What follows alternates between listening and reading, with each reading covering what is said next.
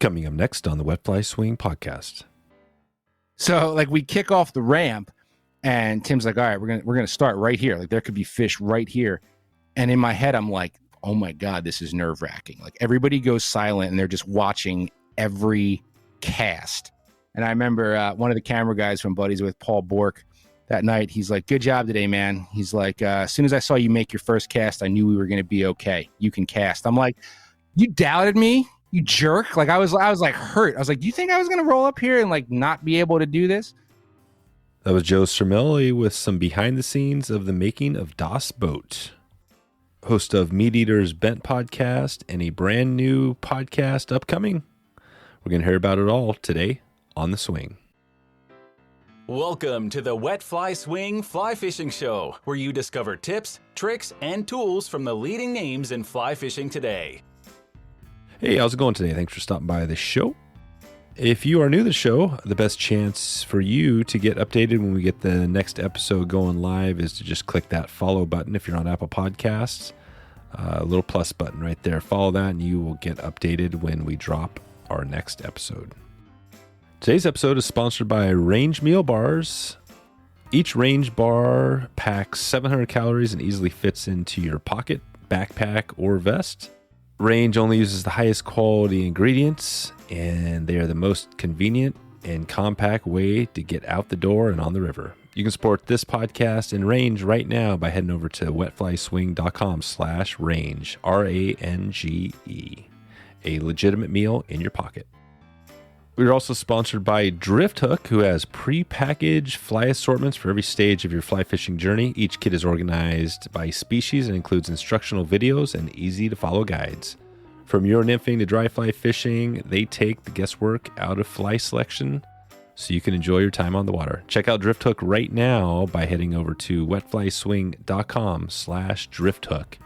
And on that website, use the promo code SWING at checkout to get 15% off your first order. Joe Cermele shares his story of creating a life around fly fishing and fly fishing media. We find out how he got started in this field, how he became the youngest editor of Field and Stream magazine back in the time when they were pretty much leading the way. And we hear a bunch of funny stories about some of his time with the Meat Eater program. And he was on the Bent podcast. He was the host for that for a couple years. And so some good stuff there.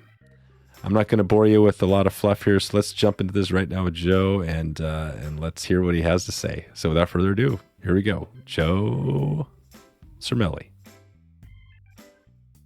How's it going, Joe? It is going great, Dave. How are you? Thanks for having me. Yeah. Thanks for coming on here. We've got quite a bit to talk about. You've got some podcasting has been in your life for a while now. You've done a lot with Field and Stream. You were an editor there. You've got a number of you've written some books. You've done a lot of things in the fishing industry. So we're going to dig into a lot of that and talk about maybe a few things that maybe help some people get into podcasting. That might be a little bonus tip today. But before we get there and before we get into the Meat Eater, the Bent podcast and everything you did there, just bring us back to fly fishing. How did you first get into fly fishing? Then we'll take it to everything else. Sure. Well, I mean, so I grew up in a very fishy family. Both sides of the family were huge promoters of me fishing at a young age. And I think there were really no fly fishermen in my family. My dad and grandfather, they didn't care about that. But I was so into fishing that it was just sort of a natural progression. At some point, I was like, well, I'm reading about this in magazines and seeing this. How does that work? And I think that was my big birthday present when I turned 10, a nice yellow eagle claw with a old Cortland reel and a couple of bitch creeks and the, Kmart special fly pack. Yep. And just went from there. There it is. And how old were you when that happened? 10th birthday. Yeah. 10th birthday. Okay. I always trying to picture because the Cortland was one of my first reels too. I think a little bit older than you, but was it the loud click without a drag Cortland reel, or did it have a drag on it? Oh, no, there was absolutely no drag. And I think back on that birthday gift fondly because, again, like my dad was not a fly fisherman. He wasn't versed in any of this. So he just kind of like bought what he saw on the shelves. And I remember like he didn't even know anything about tapered leaders. He just got me like a tiny spool of mono. And he's like, you put that on the end. I think you do that. And he got me, do you remember, I don't know if they still make them, but back in the day, they made what I can only describe as a hook shank, but there's no bend. It's just like a little spear with 2 barbs, and you were just supposed to sort of like drill that into the very end of your fly line to put a little metal eye on the end. Yeah, I remember that. And you would tie your tippet right to that. And I'm like, oh man, this is so neat and so smart. And now I'm like, who the hell why would you? Yeah. That would rip right out. Like, how did that ever work? How did those ever work? That's right. Yeah, he just got me all that stuff. That's awesome. Yeah, I love how the evolution, if you look back when you started and when I started compared to now, I mean, it's like the nail knot used to be a great tool I used to use all the time, but now it's like, well, loop to loop is a little bit easier, right? So we've come a long ways. But I think you still need to know one. Not enough people know the nail knot, because sometimes you're in a jam, you still got to know it, That's true. That's true. Yeah, I guess you can't really, with a fly line, you can't necessarily make your own loop with a fly line if you're in the field, sort of thing. Yeah. Nice. Well, so this is good. I mean, we got a lot of places we can go here. We can dig into field and stream. I want to start because the big topic for me, I think is at least one of them in your history is the Meat Eater, which has become pretty huge podcast. I mean, they do a bunch of different things. You've done a couple episodes on the DOS boat with guests we've had on this show. And so I think there's a lot of interest there. But talk about that. How do you go from that 10-year-old kid with the Cortland fly reel into the Meat Eater, the Bent podcast? Sure. Well, I mean, that's certainly a bit of a long story, but I was lucky enough to come right out of college. I graduated in 2005, right into a full-time position with Saltwater Sportsman Magazine. So somehow, some way, for almost 20 years now, I have managed to pay all of my bills with fishing media, which is not super easy to do anymore. But, I was with Field and Stream after Saltwater Sportsman for over a decade. I was the youngest fishing editor in the history of that magazine, which I'm still extremely proud of, running with, names like John Merwin and A.J. McLean. I still can't believe that I did that. So I started my career really print focused. That was my love coming out of college. And, at that time, magazines were still sort of king. All this crazy digital social, it just wasn't a thing yet. So, while I was at Field and Stream, I really wanted to evolve with media. And a lot of people didn't do that. They sort of stuck to their print guns. So I came up with the Hook Shots video series that I shot, hosted, edited for 11 years. And there was a podcast for 2 years with that. That was my first podcast that I recorded and edited and everything myself. And, it was actually my boss at Field and Stream, Anthony Licata.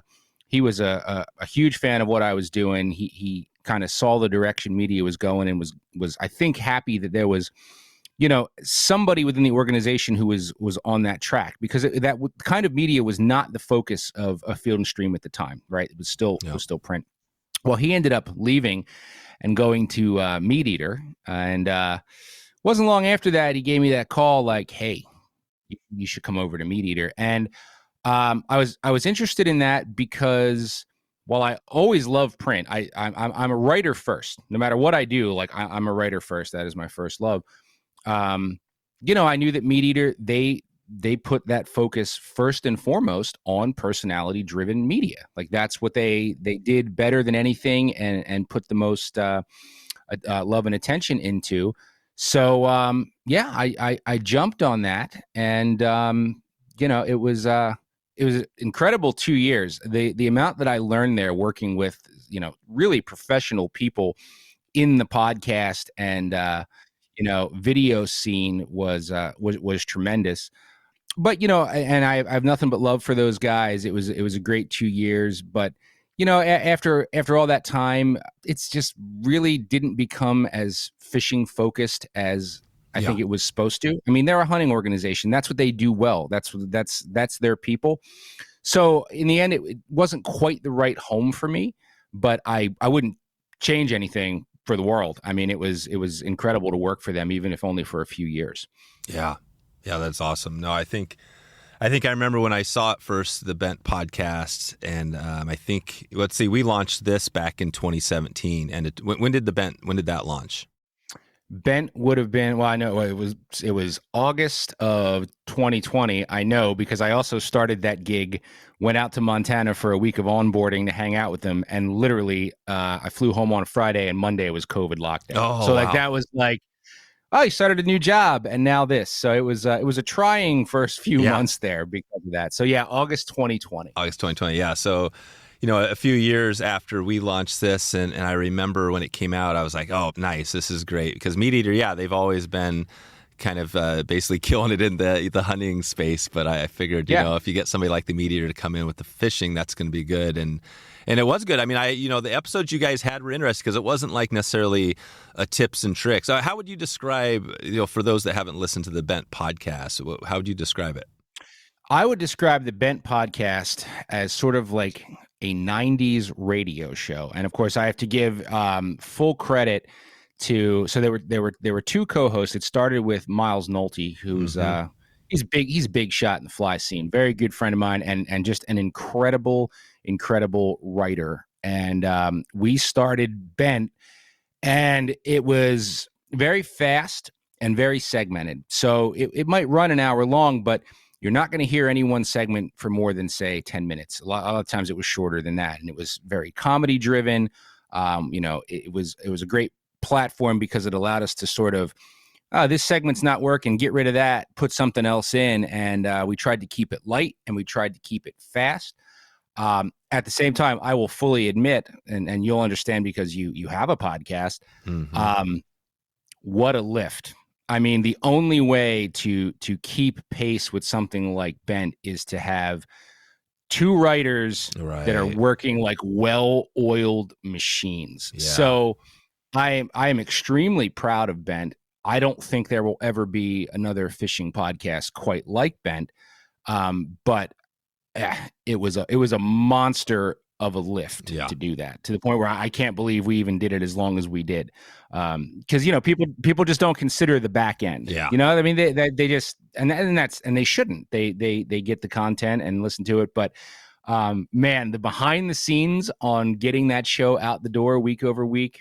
It was something. Yeah, and part of that is obviously it was pretty highly produced, so you had a lot of editing there. What was the other big things that kept? I mean, because most podcasts, for those that don't know, you could spend 4 hours, and to every hour you spend doing this. Like we'll do an hour here, it might take my editor 4 hours, and we don't even do much editing. We're just cleaning it up. But what was the heavy lift with the Bent podcast? Well, the heavy lift it had a lot to do with coordination. I mean, that's one thing, because we certainly wanted other voices in there. So, to give you an example, we had a segment in there called Smooth Moves that we loved. And the whole point of Smooth Moves was we would call up a charter captain or guide and say, give us the craziest story you have of like clients doing idiotic things. Like, give me a story that stands out in your mind of just something ridiculous a client has done. But then you have to consider, you've got one host on the East Coast, that's me. Then you had Miles, who was in Montana. So now there's a time difference. Now you're trying to talk to guides that are busy in season. It's hard to track them down. Then you finally, now you have to coordinate a time for all three of us to get on a call together. Then the software has to work. They have to actually be able to get on the call. And then every once in a while, you think you're going to get this whopper of a story, because we didn't want to hear the whole story ahead of time, because we wanted to be able to naturally react as we heard it. Exactly. Well, sometimes they sucked. And it's like, oh man, after all that. I know. And then, we had heavily written segments, more like essays. We did one called End of the Line, where we would close a show giving sort of a deep dive into a lure or fly. It could be personal to us. And then you'd have to put all these, you were constantly recording. There was no break. Like, you were constantly throwing segments into the folder. And then at go time, Miles and I would take turns writing each week's outline. And you'd have to go in and be like, okay, this end of the line goes with this theme. We'll pull this smooth move over here. We had a news element. And as you understand, news alone is a heavy lift, because you can't stack that. Right? If you're going to do news, it's got to be timely. Yeah. So you can't record a podcast 3 weeks ago about something fishy in the news, because by the time anybody hears it, it's not relevant anymore. Right. So it was just, a monster in terms of coordination. Yeah, no, that is amazing. It's I'm glad you went into that, because what we're doing here, what people are hearing, is still takes a ton of work. But the nice thing is that it's evergreen content. Somebody could listen to this 3 years from now and still just get the same value out of it for the most part. Yeah, and that's what I'm doing with my new show. I mean, the Hook Shots podcast had a lot of loyal fans, and at the time, I had no idea what I was doing. I just, it was much more long form talking, more like we're doing now. And I really embraced the idea of bent because it was so different. I was fully on board. I just come off of 2 years of editing my own podcast. I'm like, this is cool. This is different. But I think with my new show that's launching October 2022, I'm trying to marry the two. So I am just any of my people who are listening to this, I can't go full on bent alone. Like it's just such a heavy lift. I can't do that. But I'm keeping some of those segments and peppering them in with more conversations like we're having. So I think it's the happy medium for the people that really liked the long form, because a lot of people, old fans, did not like bent. They're like, it's too scripted, it's too fast, just talk. So I'm trying to marry both, but for anybody who's thinking about a podcast, just keep in mind that you do have to consider the back end lift if you're going to keep pace. Like that is an important thing, That's right. Yeah. And it's content, and we're doing at least 2 episodes a week now. So it's definitely a decent amount. So what is the hook shot? So the hook shots, talk about that a little bit. How did that end? And did you think about keeping that going, or was it you kind of had to go into the, stop one to start the Bent podcast? Well, I'll be completely transparent about that. I would have loved to have kept that going. I mean, I put 11 years into the Hook Shots brand. But the fact of the matter is, when you are a full-time employee for a media company, they are right. You get the medical benefits. You are a salaried employee. You own nothing that you make. So, I mean, I get that all the time.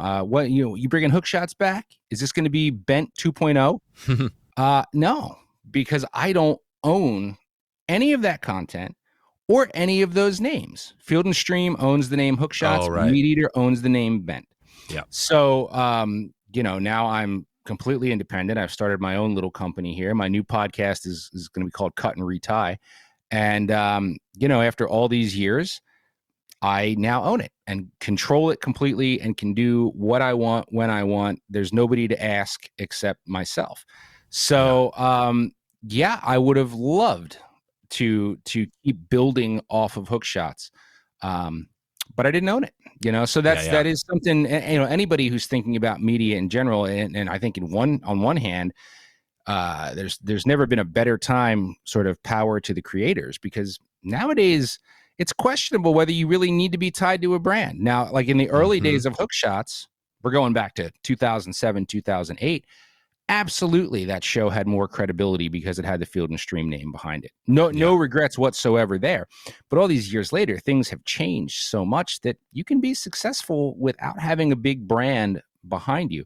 So, I get so many questions from young people, wanting advice, and that is one thing to consider. If you're a full timer, you don't own it, So you put a lot of blood, sweat, and tears into what you do, and then if you want to change course or go somewhere else, you leave baby behind. That's the choice you make, No, I love that's a great tip. And I just had a good buddy of mine, Greg. We were just talking yesterday. He's kind of getting into a little bit, right? And he's talking about a website and all that. Yeah, that's a good point, is that, a website is another thing that you own. You can have, it's like your home base, where social media is definitely, don't count on that for, you know what I mean? You've heard these stories about people, starting businesses, $1 million business or whatever on social media, and then they're out because they changed their algorithm, right? Instagram, whatever. So yeah, same thing. A podcast, you own it, and it's really great because you can do whatever you want. And now we can follow you and your people. What's that look like? I want to go down this track just for because it's interesting to me.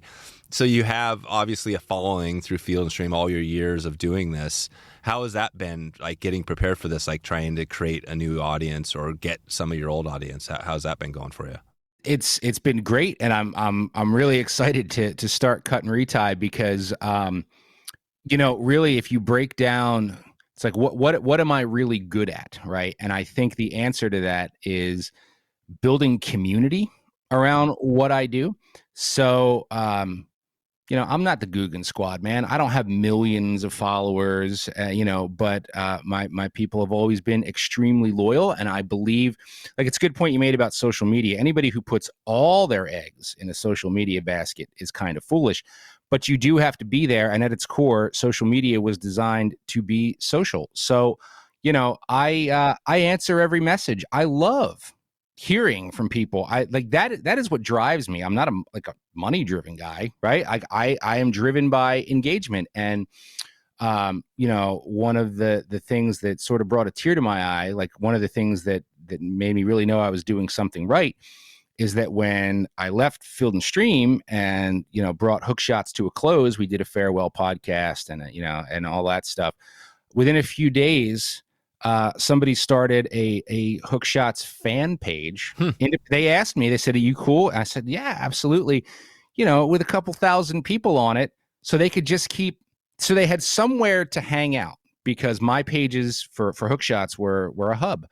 And I think Bent did a lot of the same with New Audience. It certainly brought new audience to me.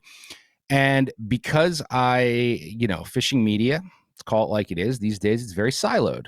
I'm a fly only podcast. I'm a saltwater only podcast. Man, I do everything. So I've always somehow managed to create these things that become hubs for just anglers. It's never mattered what you're into. There's always sort of something there for everybody. And that's what really drives me. I don't care if 10,000 people like it or 10 million. Like, yeah, I'm all in for you, no matter what the number is, because that's the fun part. Hanging out with fishy people is what's fun about this, Yeah, no, I'm coming from, and I've always got these little sayings that have helped me go. You've been hitting on them, but one of them is the riches are in the niches, right? That's kind of a funny one, but it's good to start out niche down, really niche as far as you can go. That you can kind of get something going, but then it's okay to build out, which is what we've been doing, right? We started out as a steelhead only focused fly fishing podcast, right? Mm-hmm. The first season was all steelhead fly fishing. But we've slowly been expanding because I didn't want to be stuck to just that, right? Just that thing. So I've expanded out, and now we're kind of even growing out and doing some hunting stuff, right? And I think I just listen to our listeners and say, "Hey, what do you guys want to listen to?" And then people tell me, and then I put that together. The other thing is, like, the true fans is there's this old blog post called 1,000 True Fans, Kevin Kelly. It's probably back to 2007, whenever you were talking about getting started there. And that's all he said. He said, literally, you could, if you had 1,000 true fans, people that share your stuff, that will buy your stuff, that's all you need to have a business, right? And that's true. I've heard that. Now, all of that said, I mean, it's not to say I'm not nervous, right? It's so funny. I've never been out on my own before. Like, one of the benefits of working for organizations is that they have a marketing guy, they have a sales guy. You just make the stuff. We'll take care of all that. And all of a sudden, you thrust that ball into your own court. But I really attribute my success with Hook Shots and Bent, hopefully Cut and Retie, with my time at Field and Stream, because even going back before the digital social craze where we are now, there weren't many magazines where you could write anything you wanted about fishing. I started at Saltwater Sportsman. Well, obviously, given the title, that's somewhat limiting. Field and Stream, I could write about stripers. I could write about fly fishing for trout. I could write about chunking for bowfins. So it was the perfect vehicle to be that all-around guy. And, some of the greatest feedback I got, you do a fly-only streamer episode of the web series, and, you got all the catfish guys going. That was great. I'm like, that's what I want to do. Like, that's the whole point. We're all doing the same thing. At the end of the day, we're all doing exactly the same thing. Yeah. So why can't we all sit at the bar together and learn from each other, for that matter? You know what I mean? I agree. And I think it's actually, you've probably seen this. I think it's changed a lot. I see it specifically in fly fishing, where it was always the old rich white guy. And that's changed a lot now. I mean, there's a lot. We just did an episode the other day of urban, carp fishing in Arizona with a younger kid who just, like just basically moved out to Arizona out of nowhere and just ran into the fly shop. And it's just very diverse, and more women are in it, and you know what I mean? So I think it's a much better... Did you see that with just fishing in general and what you did at Field and Stream? Did you see that transition?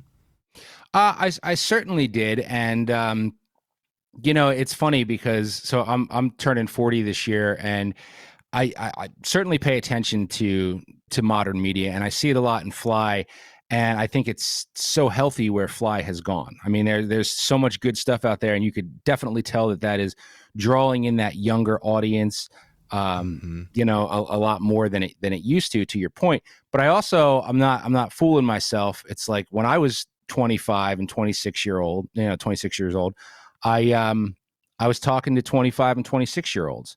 Well, now like my audience is squarely like 30 to 45. So, you know, Right. that's why the 90s pop culture references that I pepper into everything work so well. So I'm really into where fishing media is going in terms of capturing that next generation. Can I swear that I'm their guy? I'm probably not. You know what I mean? And like, there's always somebody who's going to come along and do it different. And that's what you want. I think the uplifting thing is that there are just people coming up to take up those positions. Whereas just going back to 2005, when I got my foot in the door at Saltwater Sportsman, you know, there were no 22-year-old kids at that time trying to get into the fishing magazine industry full time, you know, and nowadays it's totally different. So it's good to see the new blood. You know what I mean? Yeah. It's very uplifting. Today's episode is sponsored by Jackson Hole Fly Company. They've been designing and manufacturing high-quality fishing equipment since 1978 from their home base in Wyoming. They launched jhflyco.com in 2020 and started selling gear directly to anglers all over the country. I've got a couple of killer items. We've got the Yellowstone rod right now is in a giveaway. We're giving away one of those, and I've been using one of those as well. Super smooth and great. They got tons of flies, over 1,000 fly patterns at the shop, and pretty much all the gear you need to get started. They ship everything to your door just like Amazon, but unlike Amazon, you'll be supporting a great shop and this podcast by clicking over there and grabbing a few flies at Jackson. The last order I made with Jackson was super easy and seamless. You can head over to, right now, you can head over to jhflyco.com/swing. SWING to get 25% off your first order, and shipping is free on all orders over $50. Check it out right now. Click over there and support this podcast in Jackson in one easy click. Okay, back to the show. Well, I want to touch on, Field and Stream. We've mentioned that a few times here. I mean, that's probably, I just think, there's a few out there of the biggest outdoor companies. That's one of them. Talk about Field and Stream. How does that, how did, when you look at Field and Stream back in the day to now, do you see a lot of changes in your time there? I mean, remind me again how long you were at Field and Stream. So I was at Field and Stream for 12 years. And was the fishing editor for 10 of them. Oh, wow.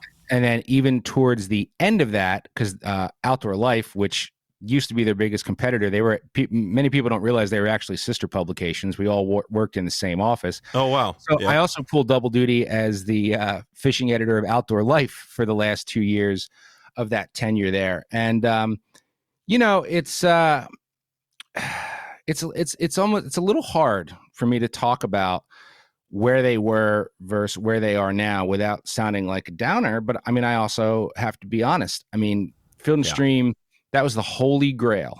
Yeah, they're the biggest. You were there when, they were the biggest thing out there. And I grew up reading it as many people did, and never in my wildest dreams in the early days did I ever even think I'd have a story in there, let alone be the fishing editor of that book for 10 years. And I would, this is a good time to add, that I'm writing for both Field and Stream and Outdoor Life again. Tons of articles monthly, almost 10 articles per month per brand. So I am still, writing for them now. So you can find written stuff from me there all the time, but I would be lying if I didn't say that it made me sad to see them both become digital only. I mean, like they still make tremendous written content. I mean, some of the best writing, some of the best topics, and certainly the volume. Like there's always something new there. And I think that is working well with sort of where media is going, and they're successful with that. But again, I'd be lying if I said like, oh no, this is better, or this is great. Digital writing, especially for younger writers and things, I see younger writers, sharing a story they just had digitally on Field and Stream or on Meat Eater or wherever it may be. And I know they're proud of that, and they should be. But coming from where I came from, man, that high will never be the same as getting, that first copy of this month's Field and Stream after, months of work on these features and this column and seeing it come together as a package. I don't want to, hurt anybody's feelings, but digital web writing is not as sexy to me. It's just not, it doesn't feel the same. Yeah. So I am, because of that, I am so honored and so proud to have been there for that long when those titles were still in print, because I got a piece of like this dream action that really doesn't exist, in the same capacity anymore. Yeah, it is. And the print is just having that print magazine in your hands is so cool, right? I mean, that's one big difference. There's nothing like it. So now that I'm out and independent, I mean, I pick up, some freelance work when I can. And I have a piece coming out for On the Water magazine, which is a regional. It's a very well done regional. And I'm very good friends with everybody on that staff. They're based out of Massachusetts. And, I have a piece coming out in there that, it's not a big payout, right? These guys, I'm not the guy who's going to be like, well, I get $3,000 an article, or no, I don't care about that. It makes no difference to me.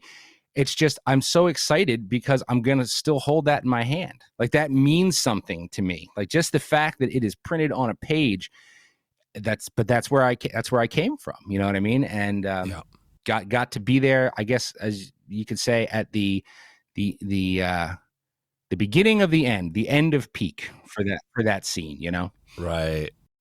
Nice. All right. Perfect. Well, like we said at the start, there's a bunch of different ways. I think the Field and Stream is an interesting piece because of what we just talked about here, and the changes. And you've been in the middle of the big changes. I mean, what does that look like to you, especially as you're starting this new media, this new podcast, and where you're going here? How do you think, this is probably a question you get a lot, but as you look out, do you see it just continue to evolve at the same kind of crazy rate? Well, I mean, that's the $1 million question, right? If we could all figure out what's next, but I think about that all the time. Like right now, we all put so much stock in Instagram. Well, that might not be around in 5 years. It probably will be, but who knows, you know? But I think I will say, the meta seems to be one of the, because we're talking about Facebook, right? The meta thing seems to be that it's kind of a weird thing because we're in the outdoors, we're in the fishing, hunting stuff, and now we're talking about these alternate, I don't even know, right? Reality universes where people are literally coming into this space. I mean, what's your take on that? I guess that's one kind of random one. Well, have you read Ready Player One by any chance? No. Okay. Well, they made a movie out of that too, which I heard was not good. Everybody should read the book Ready Player One, because we are totally trending towards that, where you just wake up every day and put a mask on and just you do everything in the metaverse. And it's spooky to me because I can't help but wonder, that's like we're creeping closer to that. But I think the one thing that has sort of not changed in the last, say, 15 years or so is emphasis on personalities. So like when giving tips to people trying to come into this, I think nowadays it's almost like people have to like you first, and then they will like your brand, or they will, buy your stuff, or, listen to you. But, so writing is a piece of that. You know what I mean? Like being a good writer is a piece of that. But it's very hard to just be a writer now. You know what I mean? So you have to sort of have this. But there was a time, and I was there for it, when brand was everything. It's like, okay, you work for Field and Stream, therefore you are credible and people will listen to you. And now, and Meat Eater did a great job of this as an example. They wanted you personally to have as big a following as you could have, because they understood that they flipped it around. It wasn't like, well, he's good because he works for Meat Eater. It's more like he's good because he has his own following. And if people, are into what he's doing, then they're probably going to come in and like Meat Eater. And, so it's sort of like twisted around a little bit. Yeah. That I don't see changing, at least in the future. So. What was the media? And going back to the media is just kind of interesting. I don't know any of the crew there. Or, you're I guess probably the only person I've talked to in that crew. But who's the big name behind the Meat Eater? Steve Ranella. Yeah, Ranella. Yeah. So I mean, he is. I've heard some talk about him. His personality kind of controls a room. He's got some of these skills. Were there a number of people? Is the Meat Eater, most of the folks you were around, were they a lot like Steve, where they can just kind of run the show? They had those skills, or what was that like? The people you're around? No, I wouldn't say that. And I mean, Steve is a smart dude, incredibly media savvy. But I think it was a really cool mix of just sort of fun-loving, creative people. But then, again, like while I was making hook shots for all those years, because the company that owned Field and Stream, that was not their business. Like they were not in the video business. And I don't mean this as a dig. It's just the truth. There was nobody to ask any questions. There was nobody to help me with questions. Right. So then to go to Meat Eater and work with their production team, they were as professional as you could get. And, right out of the gate, I was on Das Boat, which I certainly didn't produce. They had, it was a different experience to be out there with a full professional crew. But then I did 2 seasons of a show called B-Side Fishing for Meat Eater, which was completely produced by me. And right out of the gate, I made this pilot, and they're like, "What did you cut this with?" I'm like, "iMovie. It's all I know." And they were like, "No, you're getting a new computer, and you are going to learn Premiere." And that's how they roll. But because of that, I know the big boy editing software now. You know what I mean? I was given the opportunity to learn that. So it was, a lot of really smart, good people there. Yeah. No, that's awesome. Well, we talked, like we mentioned, the Field Stream. A couple of things you've done. You've written some books out there. One of them is a book that kind of goes, and I didn't even realize this at the time, but you've got a couple of the Total Fishing Manual, which is one that went pretty viral, I guess, back in the day. And then you have also the Total Fly Fishing Manual.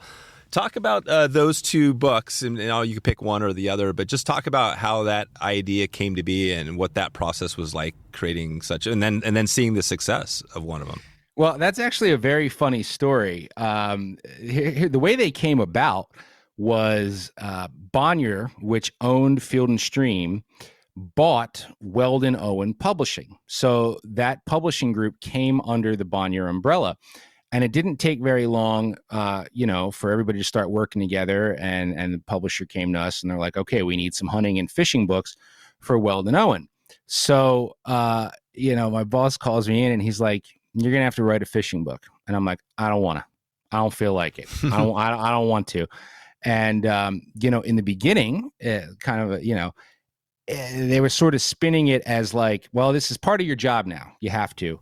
And my boss, Anthony Licata, was like, "Yeah, I'm going to bat for everybody. Like, if they want our team to do this, then you guys got to get royalties in advance, just like anybody else. It's not fair to ask you to write a book just, and sort of weave that into what you're doing." And the way that those books worked was I would say they are 40% magazine content. So you'd have to go through back issues to like 2005 or whatever the cutoff was. And it was my job to look through them all and pull what things could be repurposed and repackaged for this book. And then you had all these gaps that had to be written fresh. So the Total Fishing Manual, I did sort of reluctantly, and then it dropped. And it went crazy. I'm still pretty sure it's one of like the top 5 best-selling fishing books ever, because I guess it was like a great add-on sale at Walmart. You know what I mean? It's in like Walmart and Costco and General Tire and all this stuff. And it was really, really successful. And it wasn't until after the fact that I sort of looked at the format. It doesn't read, for anybody who hasn't seen it, it's very visual. It's doesn't read cover to cover like a novel. It's sort of broken up into 3 sections: tackle, tactics, and it's been so long I'd have to look at one. But it's loaded with pictures, and it's all these very short, digestible tips, and it worked really, really well. So it was so successful that then, of course, Weldon Owen's like, "Hey man, you need to do another one of these." And the second time around, I was really pumped because I was like, "Okay, I'm in. I got it." And they wanted me to do bass fishing, and I'm not a huge that didn't excite me. I'm not that big of a, like of a largemouth. Well, smallmouth and largemouth. I love smallmouth, but largemouth, it's like, meh. But I was like, oh man, I just can't get excited about that. So I made this pitch. I said, look, anybody who is already bass fishing might have already bought this book, but if you're a fly only guy, while there was a little bit of fly in the Total Fishing Manual, fly guys want something that speaks to them. So I sold them on the Total Fly Fishing Manual and had even more fun putting that together. But it did not share even a fraction of the success of the Total Fishing Manual.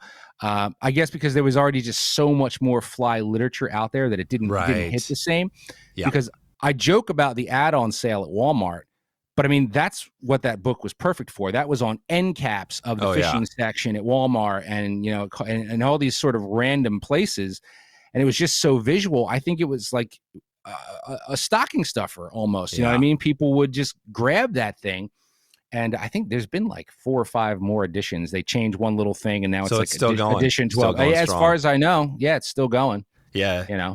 It is interesting. I've heard that some of those stats, I don't know, how much of it is truth, but like there's more fly fishing literature or written information out there than all of the other sports combined or something like that, right? Do you, I mean, I don't know even if that's truth, but why do you think fly fishing, because you're in both versus say fishing in general or even hunting, do you think there's truth in that? And then why do you think that is, if that's, that there's more fly fishing literature out there than anything else? Yeah. Do you think there's truth in that? I mean, it's hard to say really, but I wouldn't be surprised because even if you're just looking at the fishing section at, Barnes and Noble or Borders, RIP, I think just based on observation. Yeah. And I also just think that there's so much more in fly fishing or fly fishermen in general, at least the old breed, maybe not you young cats out there, but there was just so much more of that idea of, sitting down in the winter and reading a good dry fly book or something like that, where I think the Total Fishing Manual worked because it was this blanket book that talked to everybody, but it didn't force you to sit down and read chapter after chapter. And a lot of casual, conventional fishermen, they don't want to do that. And it's just I think literature and reading is just not part of their game the same way it is for fly guys. But even if you look at sort of story books, if you will. So there's plenty of tactical fly books out there, but most of the time when a novel comes out or something that's like autobiographical, there's a lot more just sort of storytelling from the fly crowd than you see from the conventional world. But I put out the Total Fly Fishing Manual and I'm very proud of it. But then it hit me later. I'm like, I can't compete with like Tom Rosenbauer. I mean, that dude has like some of the best fly fishing books ever written, and fly guys already bought them.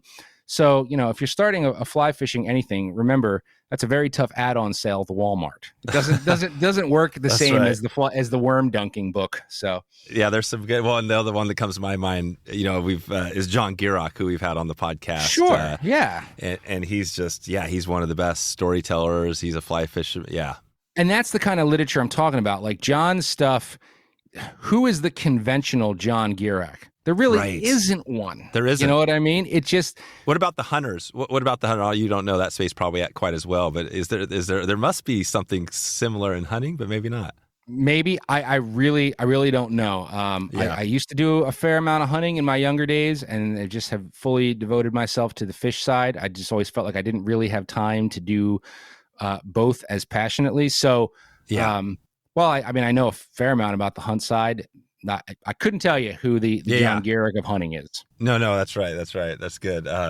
No, I love where we're going, with this, Joe, because it's like we're kind of all over the place, but we're getting a good perspective on, your life, right? And you've been in this for quite a while now, and you're still in it. That's the thing, right? You're not, and you're actually going into this really cool phase of, like you said, I'm out on my own now. Yeah. And it's a little scary, it sounds like, but you're just kind of doing it. I mean, what's the worst case scenario that happens here? Like, what's the worst and best? Do you think of that a little bit?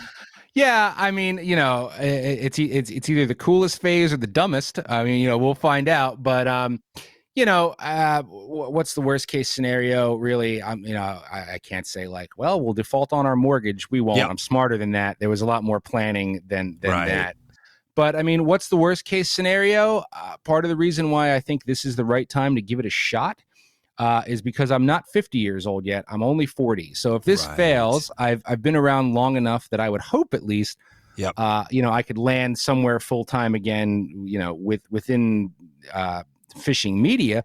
Although at the same time, it changes so rapidly that even looking for a full time gig in outdoor media in general, it's not that easy to find. It's not that easy to find, Yeah, that's right. Yeah, there's only so many of the meat eater, those types of groups out there, right? That are. Yeah. But here is another tip for the hopefuls out there. If you want to strike it out on your own and really make a go at that, your wife needs to be on board. That's right. God bless mine, because she is one of my biggest supporters, and even though she certainly has her fears. I mean, I got 2 little kids and mortgage payments and all that. I could not have taken that leap if she wasn't behind me, to the point where I get nervous and she's like, chill out, man. You got it. You've been doing this a long time, That's so, awesome. Shout out to my wife, Kristen. Yeah. I love that. That's a huge, huge thing for sure. The DOS boat I was kind of interested in because I think, was it Tim Landwehr, right? You did an episode. Oh yeah, that's my man, Tim. Tim, and Tim is like, I mean, we did that episode with him, and it's one of our biggest episodes ever. And his just style, I mean, he looks like, we joke about it, right? He looks like the guy from The Lion, that crazy guy. What was Tiger his name? King? Yeah, Tiger King, right? Absolutely. He looks just like the Tiger King guy. But it was just such a huge episode because the story is really awesome of smallmouth bass being, not there. Nobody was interested in it, and now it's like this bigger thing, much bigger. And he's just a cool guy. What was that when you went out there and did that? Because you caught some fish. Do you remember that pretty well when you did that episode? I'll never forget it. That was some of the coolest smallmouth fishing I've ever done in my life. And, I joked about not liking bass.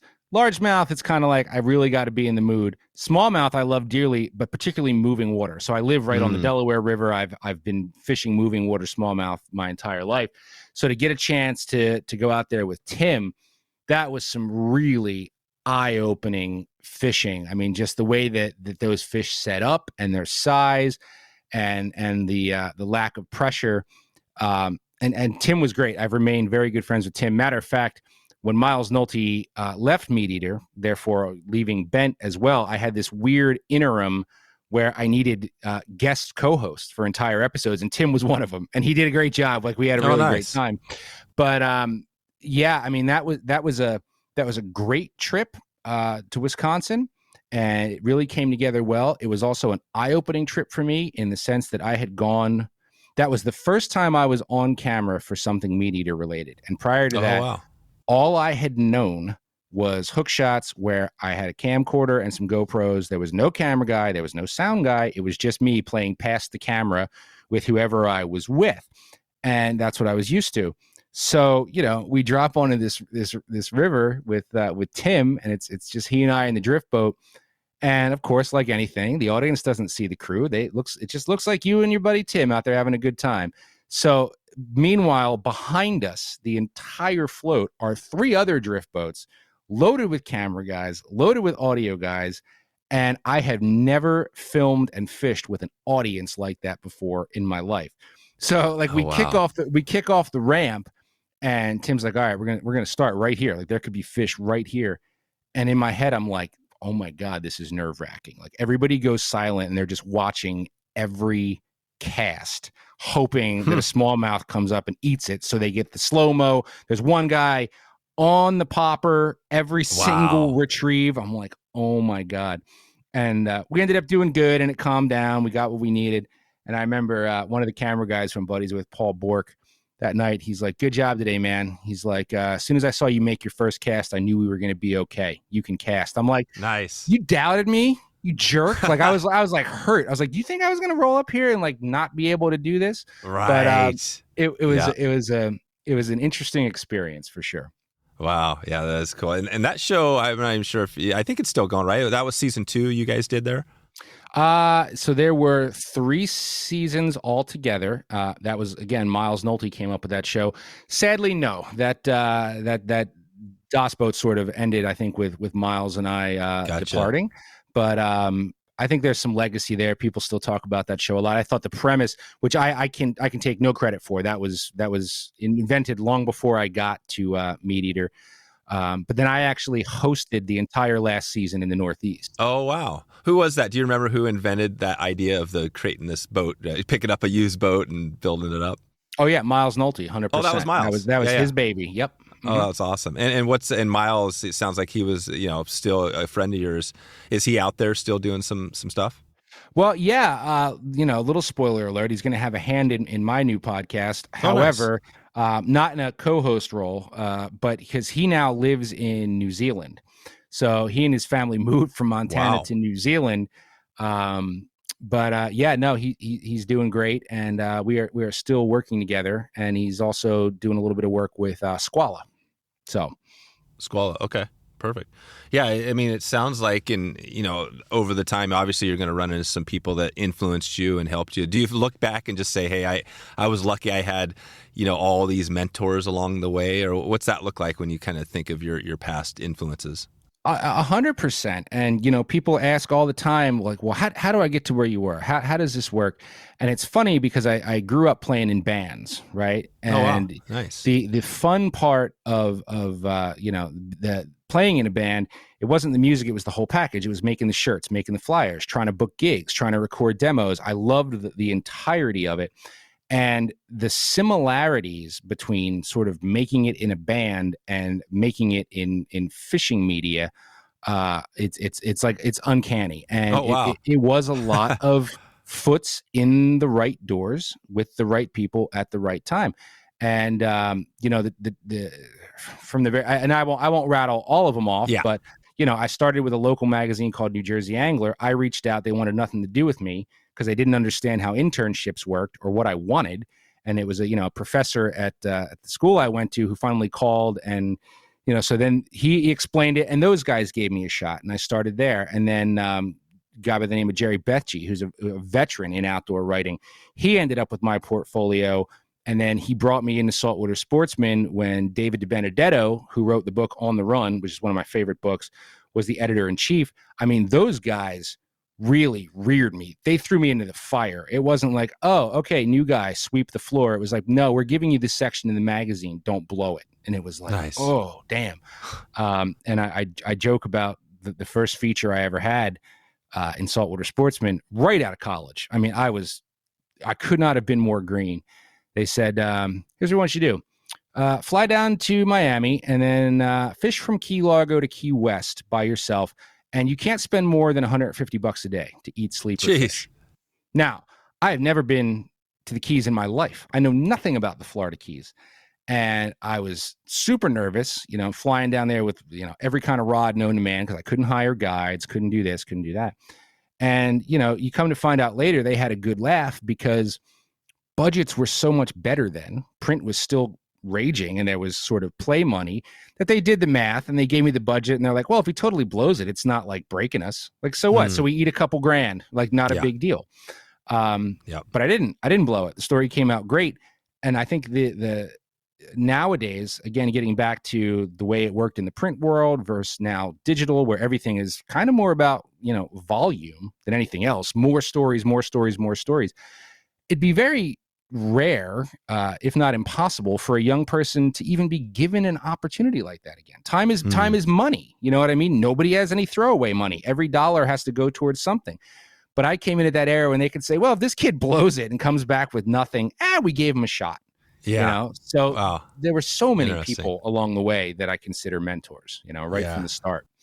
That is kind of cool. It's kind of different because it's like back in the day or when you started, there was that opportunity. But now there's also opportunity that's just different for young folks. Like you're saying, you can start your own thing. And totally. Start your own social media thing and be going. Yeah. And I mean, look, is it harder to stand out? Is it harder to break through? Absolutely. It's certainly not a guarantee. But, whereas people back in the day were always trying to figure out how I get in with this brand, if you're smart, that you can be self-made now. You can do it. So, people with writing especially are like, well, how do I get in with, I'm like, well, that might come later. But in the meantime, like, you better be writing every day. You better be writing a blog every day. Even if nobody reads it, you can't wait around for somebody to give you money or bring you on. If you're passionate about this, you just do it because you love it. And you don't know what that blog will lead to later. That's your portfolio, so. Exactly. No, and these are all great points and good reminders. I love this because there are a lot of people that listen to this, some of our crew that is interested in doing some of this, but that's John Lee Dumas was a podcaster, Entrepreneurs on Fire. And that's what he always used to say. He'd be like, okay, you want to be a podcaster? You want to be successful? Do the reps. Just start doing it. You're going to suck at the start. You're going to be terrible.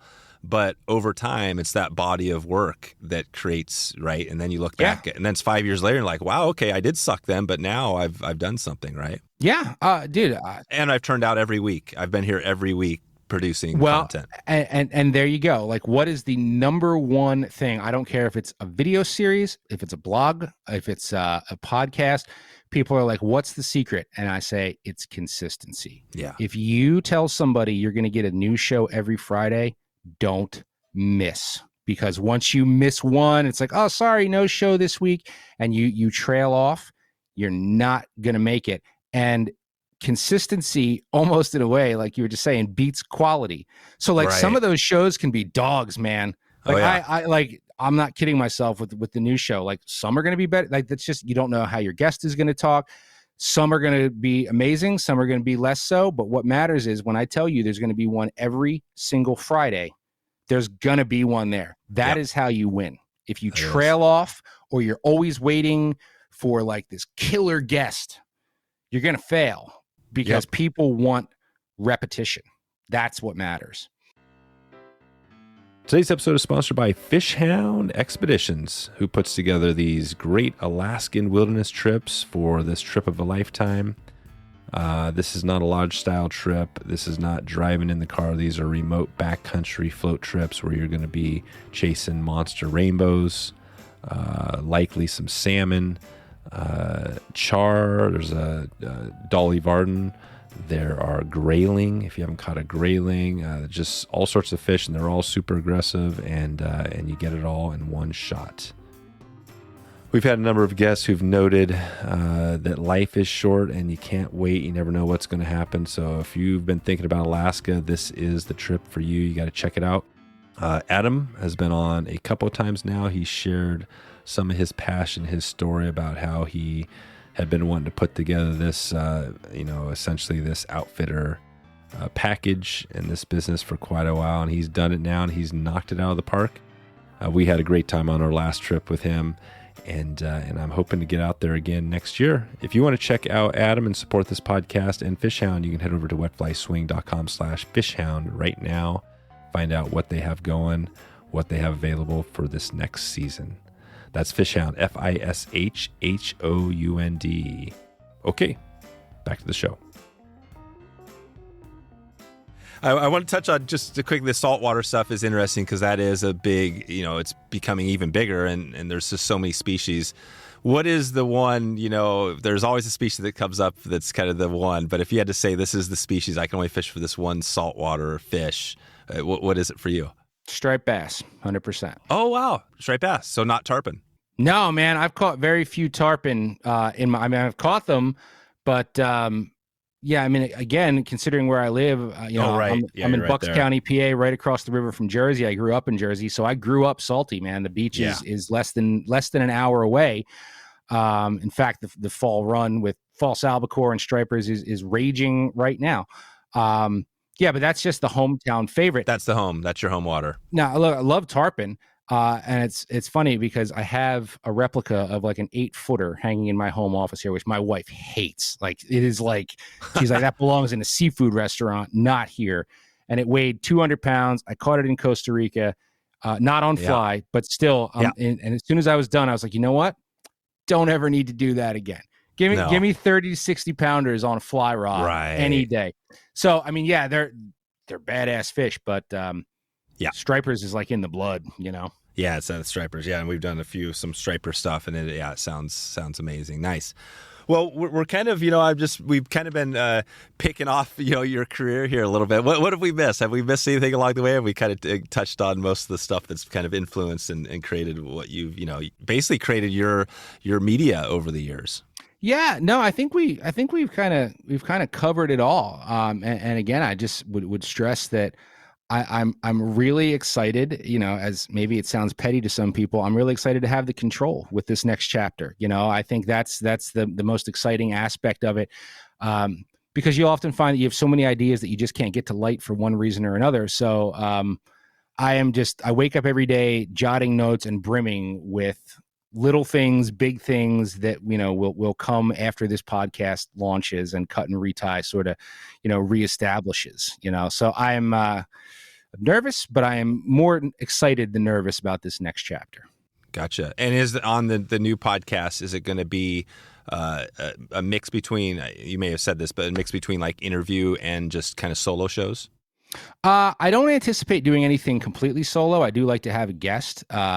So no, I don't think there's going to be anything solo. I don't have a co-host. I'm going lone wolf, in that regard. But no, there will always be somebody. Now, I've gone all in, man. I've built out an entire studio like outside of my house as a hang. Oh, wow. And so we're calling it the bunker, the Cut and Retie bunker. Nice. So are people going to be coming to your studio to do the podcast in person? As much as I can get a butt in a seat, that is the preference. I also know the limitations of that. Mad respect for Meat Eater. They have the budget to be like, hey, we want you. We'll fly you out. We'll put you in this hotel. Yeah, I can't do that. I don't have that kind of money. Yeah. But as often as I can get somebody in a seat, yes, there will certainly, be remote stuff. You can't avoid it now. But I think, one thing I'm also cognizant of is I see, podcasts sometimes feel this need to get like sort of the most famous person they can at all times, which is cool. You got to do that. And I certainly intend to do that. But I also believe that if you got some local yokels who are your boys and the conversation is good, so one week we might have, I don't know, Mike Iaconelli, just to throw out a name. I love Mike. I've known Mike, a while. The next week might just be like whichever one of my fishy dudes is around, and we'll drink some beers and have a good time. So exactly. I certainly want to utilize the space and have people in person as much as possible. Yeah. I found that same thing to be true, is that, you don't know who. We actually had kind of a fun episode. We had Henry Winkler on. Nice. Yeah. And he's a big fly fisherman, and and you think like, gosh, Henry Winkler. To me, he's like the huge, right? But it wasn't like that episode had this massive impact, right? It was just a great conversation. It was a lot of fun. It was a great conversation. But we've had other episodes that have really resonated more with people, right? Probably because that sort of thing. And the lesson there, we sort of already touched on it, but again, I think that goes back to, people start podcasts, they're striving to blow your mind with who they're having on all the time, when the reality is, like, I think even to a degree, if you look at like a Joe Rogan, people are there because they like or dislike Rogan first, right? He has these amazing guests, but it's like the Howard Stern model. Howard Stern had amazing guests on. Nobody cared about the guests. They were listening for Howard. So they have to, people have to want to be there to listen to you before your guests. They have to like you first. And I agree. I think to a certain extent, I think the one thing I know with mine, like Rogan, and especially like even the today, before I always have podcasts. I'm kind of a podcasting addict myself, but Smartless is a podcast that I like, but I only listen to, like this morning, it was Kevin Bacon, right? I know nothing about other than Kevin Bacon is Kevin Bacon. I listened to it because it was Kevin Bacon, right? But those hosts are also all pretty amazing in their own right, sort of thing. Yeah. But nice. Well, I've got a few things to take us out of here, and it won't take too long, but these are some of them a little bit random. But one is your tech. You know, just as you get in a new podcast, you've talked about this with the Meat Eater, but with your new podcast, you've got this studio. Walk us down through that a little bit. Like, how does the tech? So, if somebody's listening, they want to know how to put this together. Is there a lot going on with how you record and do all that stuff, and how's it look, kind of in person versus remotely? Yeah. So coming from Meat Eater that like has the most professional equipment money can buy, right? I couldn't quite do that. So I would put myself in like the medium pro range. So and what was that? And talk about the sorry, Joe. Just talk about that the Meat Eater really quick. I'm just curious because I know there is a lot of tech, but at the end of the day, you could record this thing with a microphone and be pretty basic. But yeah, what was some of the tech there? Well, yeah, and that's what I did because I was always remote. But I mean, you know, hanging out in the actual podcast studio. I mean, other than what is it? The SMR, the Shure. What is the mic? The Shure. Okay. The one Michael Jackson used in Thriller, right. Or whatever. So I know that's like the gold standard. But you know, when you're putting your own podcast together, you got to think about your budget. I knew what mine was. It wasn't huge. It wasn't minuscule, but it wasn't huge.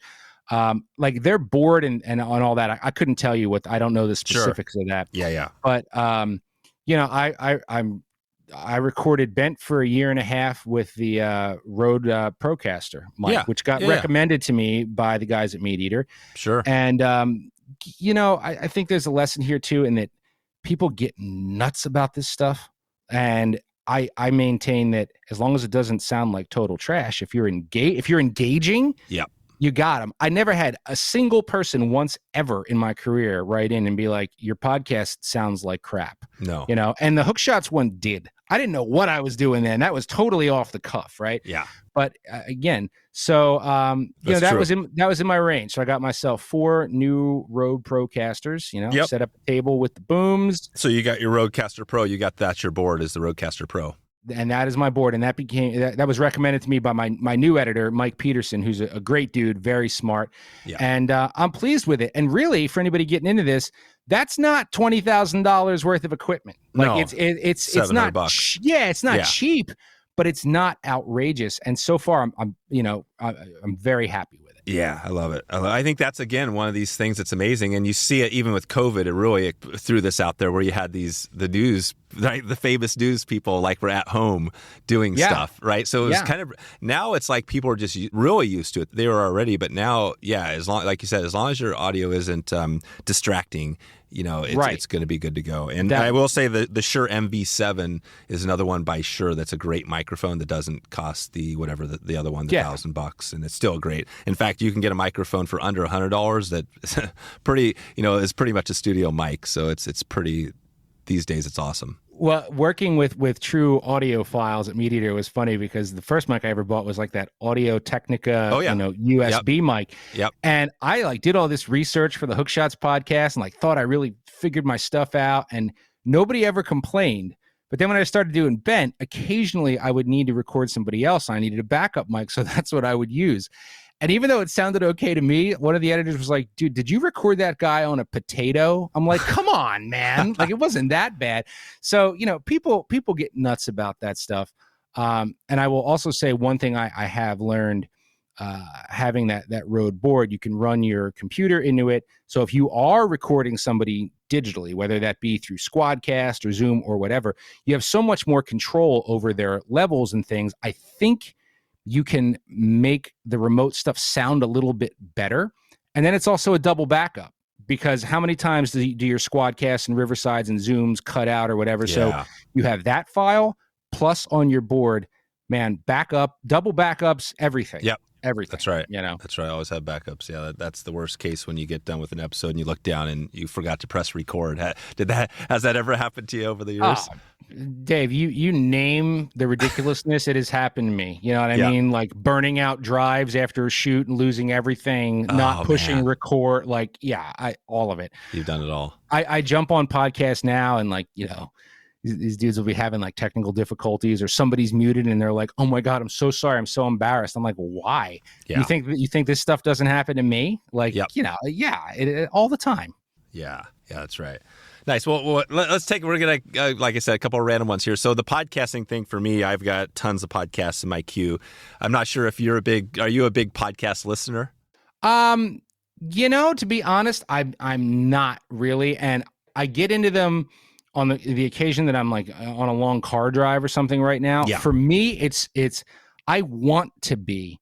It's just where I am in life right now with a 4 and 7 year old and being, I am amazed, that people have the time, because I also, when I'm working on something, I can't like listen to music or listen to a podcast while I'm, writing something. It's just a matter of the time to listen to them. So I don't consume that many of them. No. Yeah, that's right. And do you have is there any in your queue? Like, do you have one that you maybe a recent episode or podcast you've listened to, just to give us a heads up of your, take a look at your podcast app? Like I always go to the, instead of saying this comes from Dave Jackson, he's a podcaster, but, instead of saying your top, your favorite podcast, just say what were the last, few podcasts you listened to. Well, the last ones I listened to, because he's a very good friend of mine. And it's funny because I just talked about how I'm not into hunting, but I believe in supporting good people, is the Woodside Podcast with Ben O'Brien, who was also at Meat Eater. He had the Hunting Collective podcast there. And I got to give him a shout out too, because he's basically doing what I'm doing with Cut and Retie, but got out ahead. So as I'm doing this, I'm like, hey, and I've had all these different questions. And, I'm taking some cues from his style and listening to what he's doing, because I really respect what he's doing. So if you are into hunting, highly recommend the Woodside Podcast. Nice. I just listened to one about grizzly bear defense on my way to the Jersey Shore the other day that, that'll grab you. You know what I mean? Yeah. So that's the most recent one. Okay, perfect. Yeah, we'll put a link to that in the show notes, and everything else we chatted about today. We'll have a good post over there with kind of some of the resources. Well, give us one more as we take it out of here. We talked a little bit about, a lot of different things with your career, but conservation is something that comes up quite a bit. We talk about, it's always a focus for especially a lot of companies in the fly fishing. I'm not sure if you heard about Patagonia. They're not necessarily a fly fishing only company, but the founder there, Yvonne, made this crazy, amazing, change in the company about where the profits go. But is there a conservation issue when you look back, either currently or over time, you think is something, you covered, or is still something people should be focusing on? Well, I've covered quite a bit of conservation angles with the Bent podcast and with writing. And, from my perspective, I try to be very cognizant of what's going on out there overall, but I'd be lying if I didn't say I'm most involved in what's happening local. And I think that's normal for a lot of people. You sort of read the notes and keep yourself up on things happening elsewhere. But again, because I'm such a striper guy, sort of the plight of the striped bass is the most near and dear to my heart. I'm the most well-read on that because it's a fishery that draws a lot of money on the Eastern Seaboard. It's what I grew up doing. It's something I chase most often. And, you got to go back in time when I was a kid growing up in the late 80s and throughout the 90s, catching a striped bass, a keeper striped bass, was like mythic. I mean, they were just gone. I remember being a little kid down at the beach, and you'd be driving around in October and you'd see these boats out in the inlet, and it was like, oh my God, those guys are out there striper fishing. Someday I want to do that. Someday maybe I'll catch a striper. It's my dream. And I was there at the perfect time because I was in high school and college when you watched it go from 0 to 60, where all of a sudden the stripers just came back in full force, and I got to live that peak. And you see that sort of dropping off again. It is not what it was 10 years ago, And what is that's going on that went on the first time to make the change? Do we know what's going on there? Well, I think it's a hard thing to pinpoint on what this new decline is, because you have to look at where they spawn, in which states. And this is also a fish that moves so much that it's like what happens in Virginia in the winter, where there's still some commercial fishing, or Maryland or whatever, affects what the guys in Cape Cod are going to see in July. So it's all interwoven.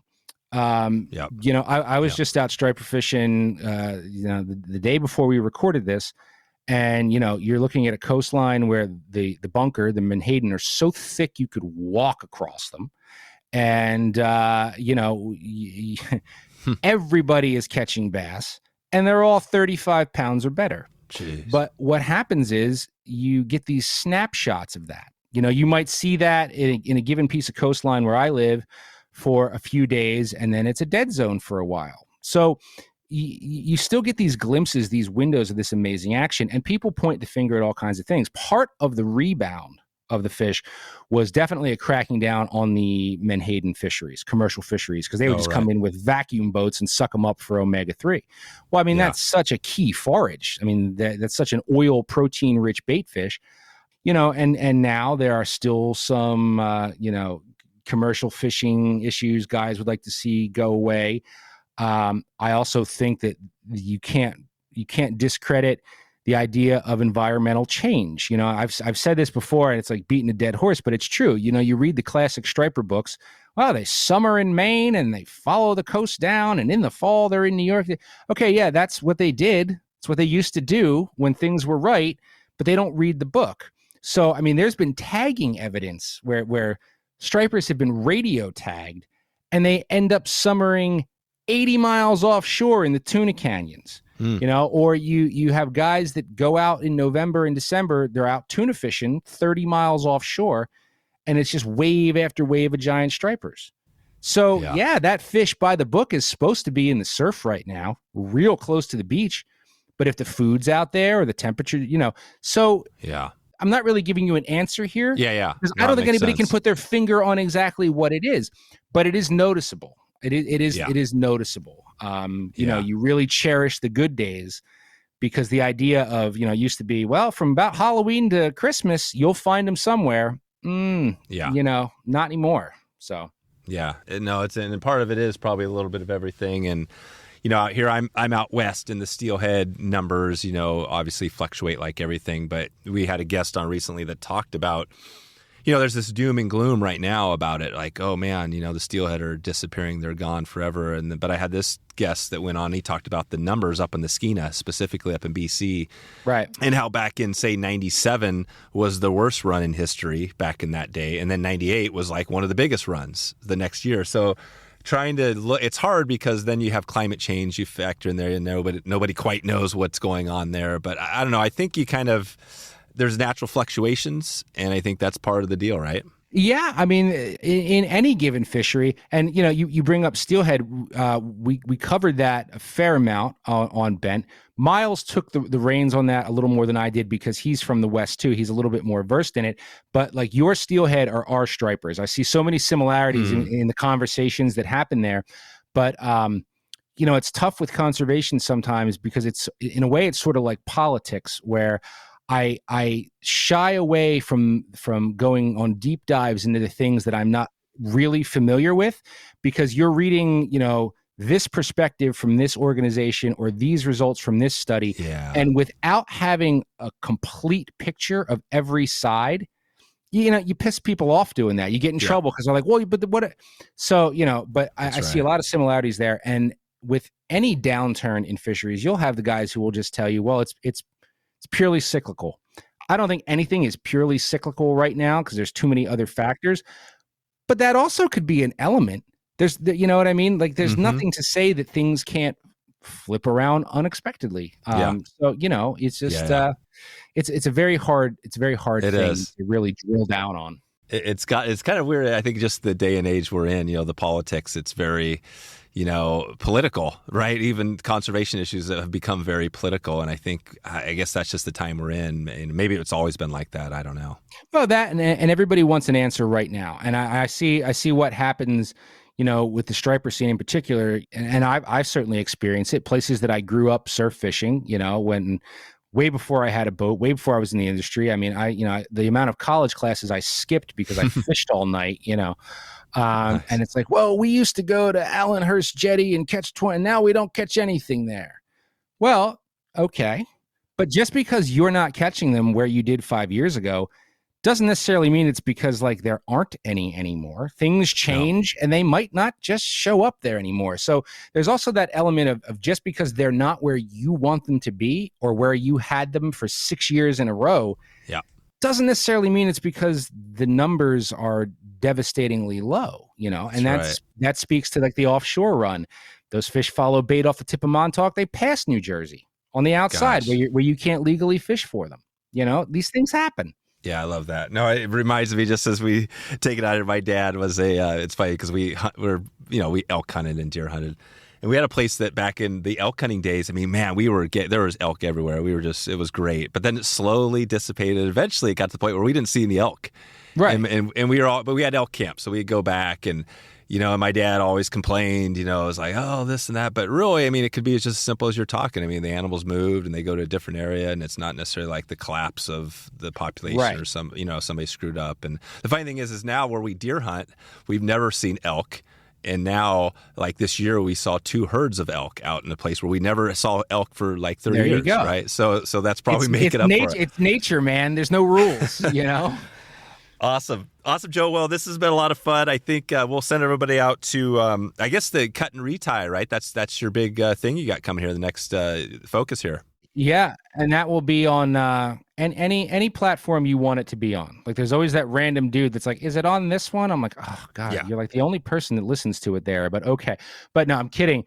But yeah, so cut and retie, all the behind the scenes stuff tied to that show will be on my my Instagram account. And what's your Instagram? Give us a shout out. Your handle. That's Joe Cermele, CERMELE 138. 138. And on your podcast, who are you hosting that with? Are you now back to doing all the stuff, or do you have people doing like editing and everything? Oh, no. I very much have an editor. Like, I'm like, I no matter how much You're it costs me, I'm not. No, I love cutting video. It's very visual, very creative. I will always enjoy cutting video. I did 2 years of cutting the wavy lines myself. Not super into it.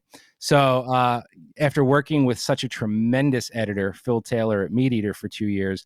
I saw the light, and I'm like, we are making that happen. And Mike Peterson is my new editor, and he is terrific. We're working together really well. So, I don't have an engineer, but so far I've not screwed up on pushing record. So it's going well. You're good to go. Well. Good to go. Yeah.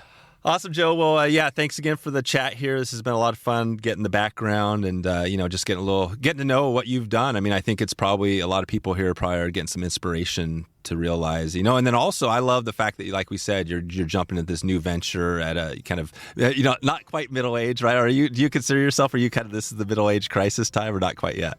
Yeah, I'm middle-aged. I'm over. You're middle-aged, that's right. I've been saying I'm 40 since I was 35. As soon as I turned 35, I'm like, well, I'm 40, Yeah, you're middle-aged. Awesome. Yeah. But to that point, and, I am very approachable. I love hearing from people. It might take me a little time sometimes, but I will answer you.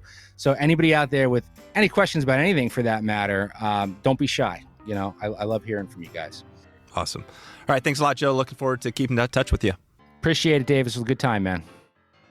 So there it is, wetflyswing.com/378. If you want to check out what we have going there, we've always got a few bonus videos, and hopefully on this one, there's going to be some good ones with Joe.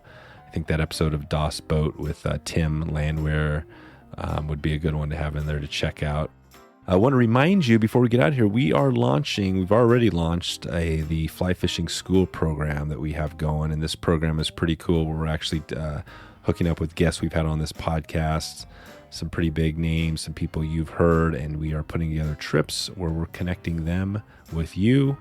And we're doing some big promos there. So if you want to get out on the water with me and do some fishing and connect with some of these guests and learn from the best, check out our school program. I'll have more coming up on this as we go, but the best way right now, you can send me an email, dave@wetflyswing.com, and let me know if you have any topics or guests that we've had on the show that you'd like to get out fishing with. That would be amazing to hear from you. I want to give a quick listener shout out.